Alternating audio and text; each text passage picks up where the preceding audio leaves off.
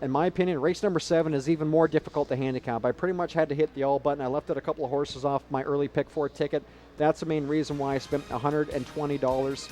And we're going to tee it up. Purse of $24,000. Numbers of 22,000 last 5 starts. And this is a very talented group of horses. And race number 7 is that overlapping leg. So I'm taking the same identical numbers in race number 7 for the early pick 4 and matching that with the late pick 4. So I'm going, 6 by 4 by 3 by 4 to cap off a $288 ticket. That's Ken Middleton territory right now. So hopefully we have a nice payout to get us on the plus side of this wager. So race number 7, very wide open. Race number 8, much of the same. I think that Whiskey Tax could provide a bit of a price, or not necessarily a bit of a price, but I think he's got to be on the ticket.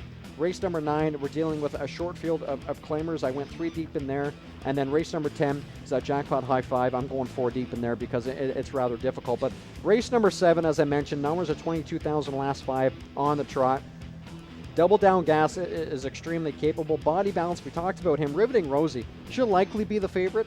However, she moves up in class here tonight, but you have to respect what she did last week. Gate to wire, she did all the work on the front, 153 and 2, and just her 3rd start as a 4-year-old, and she's approaching $1 million in career earnings. Very likable.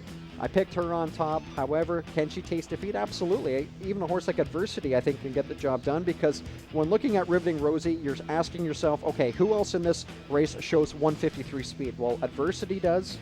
Backs of Life does, Body Balance does. Even a horse like Prestidigitator could step up because he's making a 2nd start off a 3-year layoff for that matter.